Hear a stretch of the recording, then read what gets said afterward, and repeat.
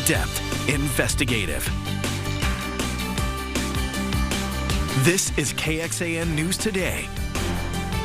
From private school vouchers to border security to banning vaccine mandates in the private sector, Texas lawmakers have a full agenda when they head back to Austin today.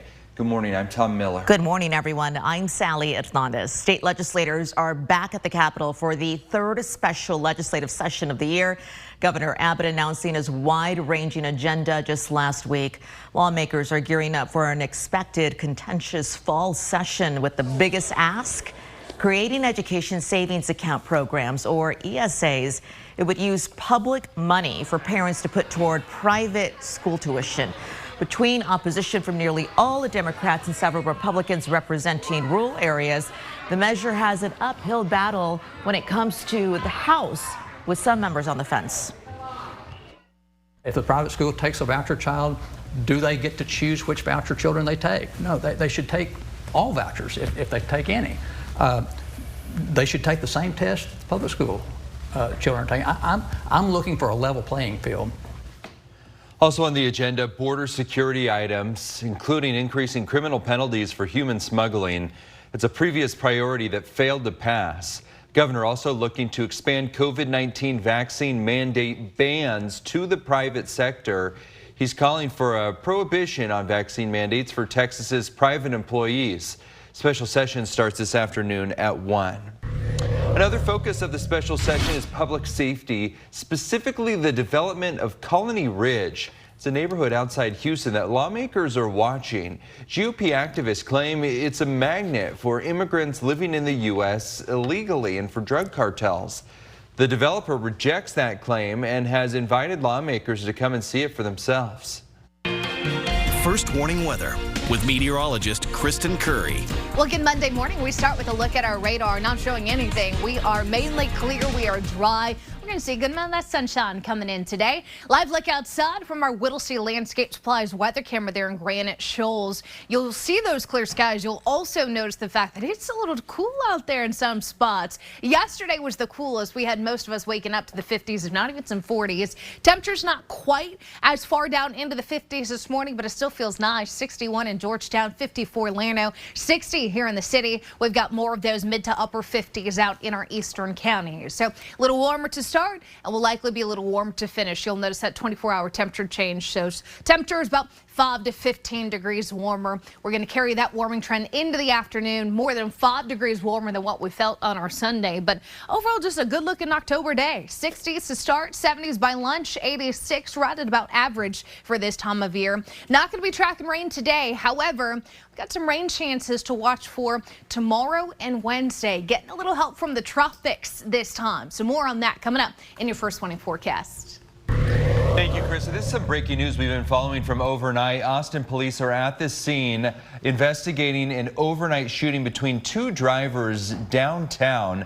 They just left the scene, and so you can see 7th Street here has reopened. This shooting happening about 3 hours ago, 1:30 this morning. It's when a Department of Public Safety trooper saw the shooting happen on 7th near the I-35 access road. Police saying one of those drivers is now in the hospital with a gunshot wound. We aren't sure of that driver's condition. I want to give you a live look right now at one of the biggest stories of the morning. Gaza. An Israeli airstrike continues on the Strip.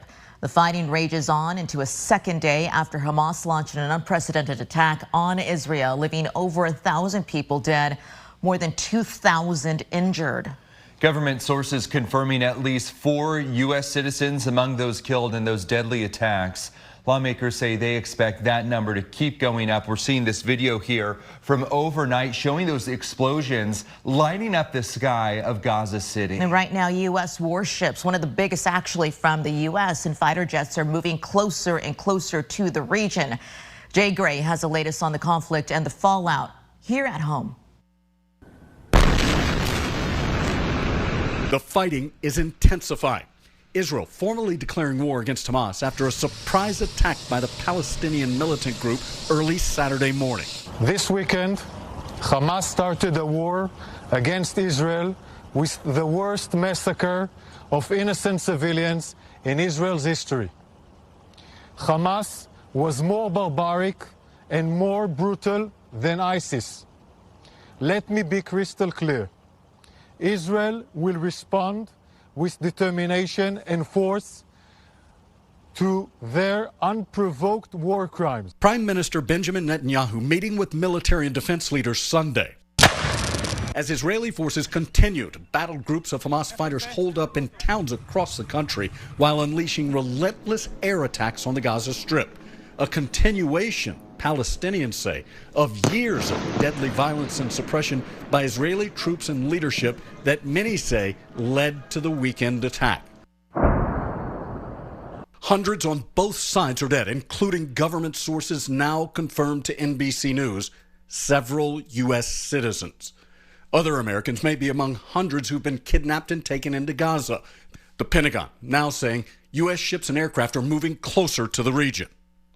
The focus now has to be on making sure that Israel has what it needs to deal with this attack and to make sure that its citizens are safe and secure. Jewish communities across the U.S. praying for that security and safety on edge as Palestinian supporters march in Chicago. Fallout from the fighting clearly stretching way beyond the battlefield. Jay Gray, NBC News. Here at home, supporters of Israel are heading to the University of Texas Tower today, holding a peaceful gathering tonight at 6. Meanwhile, pro-Palestine ralliers gathering at the Texas Capitol yesterday. An organizer says while they were surprised by the attack and condemn the loss of life, they believe Israel instigated the attack. The group says Israel has suppressed Palestinians for years, occupying more Palestinian land and denying rights. Villages in Afghanistan left shaken and destroyed by a massive earthquake. Why this is the deadliest quake the area has seen in decades. And why some Austin City Limits Festival attendees are leaving this morning with a potential job opportunity.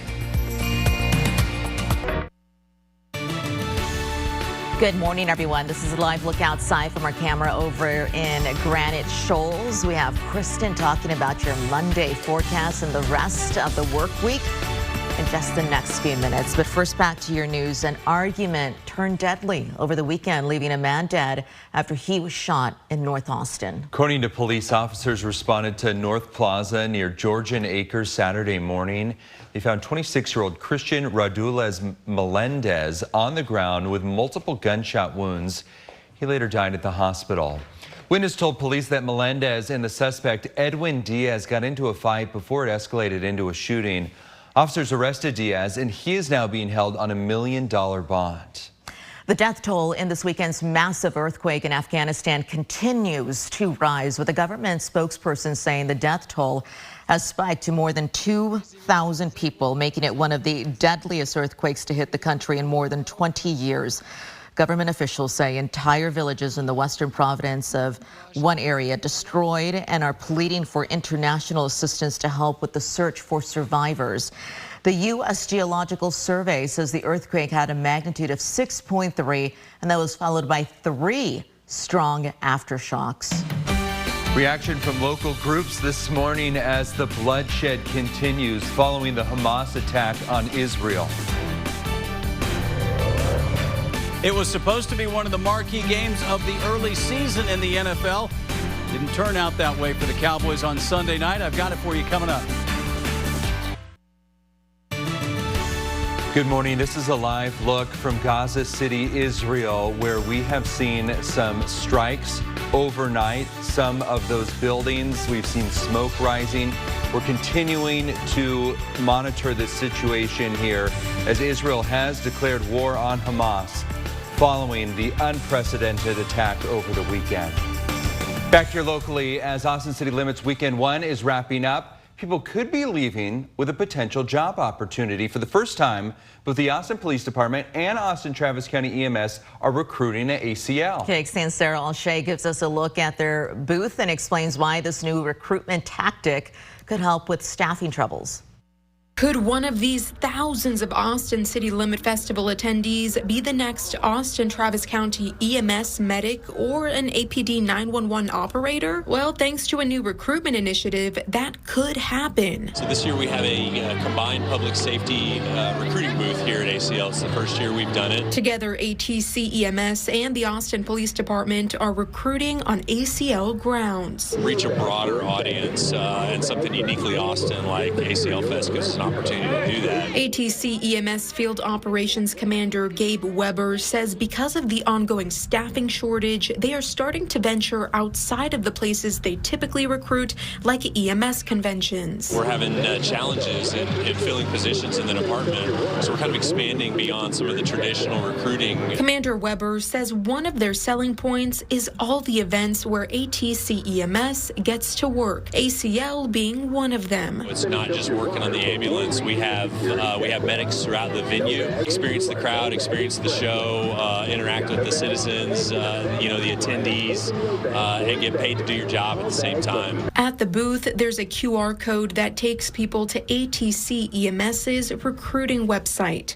Recruiters will then be in touch with next steps. While it's too soon to see the impacts of this just yet, Weber remains hopeful it will help them fill positions. It's a great city to work for. It's a great city to live in. Sarah Alsheh, KXAN News. Along with ACL recruitment efforts, Austin Travis County EMS says it's recently been to the cities of Houston, Beaumont, and New Orleans for EMS conventions to recruit people there. When we go in depth, we can tell you APD was also recruiting at ACL, as you saw, to address staffing shortages. And recently in mid-September, they got some new additions to the police force, the department initiating their 148th cadet class, which included 19 new police officers on the street. It's a packed weekend. Yes, absolutely, and perfect weather for it. You think they were using the weather as a recruitment tool? Like, look how nice the weather is in Austin. Work in Austin. Exactly. And all the locals are like, you had to be here. You had to be here for that summer. Let me show you what's going on, because we do have a nice day, I would say, for today. Things are going to change. Look at what's going on to our south. We got some moisture, some showers already streaming in across South Texas. This is actually going to be spreading north once we get into tomorrow. So let's talk about today, and then we'll talk about the good stuff. Right now, 50s and 60s out there. It's cool. It's nice. It's pleasant, almost refreshing, right? I'm sure you noticed it yesterday. Those temperatures got down to the 40s in some spots in the hill country. Finally starting to feel like fall. But look at the afternoon highs today, getting back into the mid-80s. So nearing average, warmer than what you felt over the weekend. Got stuck in the 70s on Saturday. It was beautiful. Lower 80s yesterday. So we're adding about 5 to 6 degrees to those afternoon highs today before things slowly start to change tomorrow. Why am I showing you the tropics? Well, we do have a disturbance here in the Gulf that bears watching. It's a low chance of becoming something stronger. But Max and Lydia, two tropical storms there that have potential to bring moisture to Texas over the next 48 to 72 hours. Now, I'm going to tell you right now, a lot of this is going to go to our south. But today, we fill the sky with sunshine. Later in the afternoon, you're going to start to see the high clouds first. And then those clouds thicken up once we get into tomorrow morning. By tomorrow afternoon and evening, that's when I'm expecting at least some of that rain to drift our way. Southern counties, you will be favored for this event. But I'll tell you what, as far as the rainfall forecast goes, we could see anywhere from about 1/100 of an inch to pockets of 1/2 an inch, maybe even 3/4 of an inch. You can see the gradient here, again, favoring southern counties. I think the majority of this heavy rain will favor South Texas. You'll notice we're on the northern fringe here, but this will be for tomorrow and Wednesday. We've got those rain chances to look forward to. Dry skies on the back end of the 7-day. Temperatures will wiggle a little bit because of the cloud cover and rain. Mid-80s today, a little cooler Tuesday, Wednesday, peaking Thursday ahead of a dry cold front that leaves us beautiful weather for ACL weekend 2. Mid-80s Friday. We'll go into the weekend in the upper 70s on Saturday. Right now, perfect weather for the eclipse viewing we've got Saturday morning. Thank you, Kristen. A hostage crisis is unfolding as the Hamas attack on Israel continues this morning. Officials have not yet said exactly how many people are being held hostage, but the Israeli embassy to the U.S. said yesterday that kidnappers took dozens of people. Israel resident Yoni Asher said that he watched on social media as a disturbing video emerged appearing to show his wife, 2 young daughters, and mother-in-law taken by Hamas and then crammed into the back of a vehicle. We don't have new information. We are very frustrated here at home. I'm very frustrated, and I just want my little baby girls to be back home with my wife. He told us that he last talked with his wife earlier Saturday when she called to say the terrorists had descended on a home where she and her relatives were hiding. Coming up later on the Today Show, Asher speaks out in a live interview with the latest on the whereabouts of his family. And a local rabbi says there is a significant Israeli community right here in Central Texas. Two people in it are now grieving the loss of their friends or relatives who have been injured or even killed in Israel. KXAN's Britt Moreno talked with him about why this war with Hamas is particularly brutal. We have started to get an idea of just how gruesome it is in this war. We're hearing reports that there's a possibility that Americans could have been among those killed. We're hearing more than 1,100 people have been killed on both sides of this war. We're hearing Americans and even Israeli women and children have been taken hostage and taken into Gaza. What is your reaction when you hear all about this? First of all, our hearts are broken. Our hearts are weeping. Not only were soldiers killed, but most of the people killed were innocent civilians. We have pictures and video of elderly women and men being dragged and taken hostage and killed.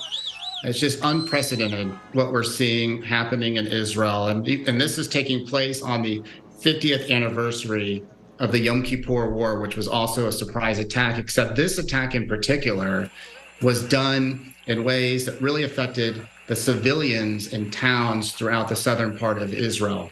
So that part is even more challenging and more tragic than what was taking place before, where there were attacks on soldiers and less on civilians. This was a premeditated attack on innocent civilians. When you think about these two sides and how far apart they really are from resolution, in your mind, is there a way where we can find some sort of peace and resolution in all this? Right now, peace should always be on our minds. We should always be thinking about it, but peace is far away. Right now, we have to find a partner who's willing to make peace, and we do not have a partner currently on the other side to make peace. Rabbi, thank you so much. I appreciate you. That was Britt Moreno reporting for us. Now, the rabbi does predict this will be a protracted war, meaning that he says it's going to take a lot of time to figure out how it happened, how to handle the crisis, and the terrorist organizations involved. He also says Israeli families will need financial help and support. If you'd like to support them, you can go to jewishfederations.org. Meantime, Pope Francis now calling for an end to these attacks and violence. Speaking from the window at the Vatican, right there in that video, he was saying that his weekly address to the people gathered in St. Peter's Square was one that was following what was happening in Israel, and he says that it is with apprehension and sorrow. The Pope pleading for the violence to end, saying, quote, "Let the attacks and weapons cease, please, because it must be understood that terrorism and war bring no solutions, but only to the death and suffering of many innocent lives." Also this morning, history was made at this year's Bank of America Chicago Marathon.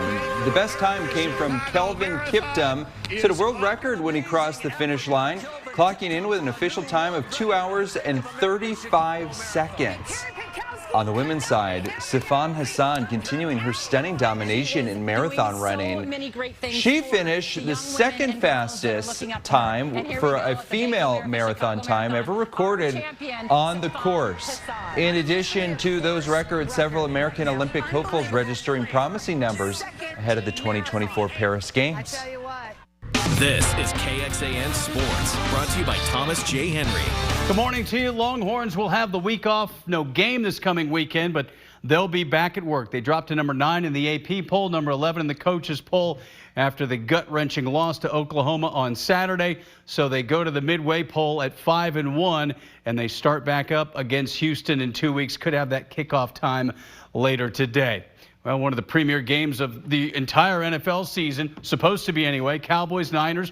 Trey Lance, the former Niner, with Brock Purdy, who sealed his fate as to getting traded, and Purdy continues to light things up. This touchdown to George Kittle, and it is 14-0. Cowboys in a hole, but they get back in it. Dak Prescott, not much success throwing the ball, but he hits one over the top to Kevontae Turpin. So it's 14-7, one-score game. But now here comes the 49er offensive train, Christian McCaffrey, 14th straight game with a touchdown. It's 21-7. Then it's 21-10. The former Longhorn receiver Kyle Shanahan pushing all the right buttons, and Kittle with a hat trick. 3 touchdowns, 17-24 for Purdy, including 4 touchdowns. And for the Cowboys and Dak Prescott, it was a tough day at the office. 3 picks, just 1 score, as the 49ers run it up on the Cowboys. 42-10, the final score. Second loss for Dallas. So 2 games behind the Eagles in that all-important loss column. Eagles stay undefeated. Cowboys, a week from tonight, will take on the Chargers. Both the Astros and Rangers in action on Sunday. Rangers win. They're coming up 2-0 on Baltimore. They can clinch a spot in the ALCS tomorrow. Meantime, the Astros going to Minnesota. Their series now tied at 1 apiece after losing on Sunday night. Back to you. Thanks, Roger. For those listening on the KXAN Today podcast, thanks for being with us. Here's what we're tracking at 5 on KXAN Today. We're going to go out live to Austin's airport with what is expected to be a very busy travel month ahead.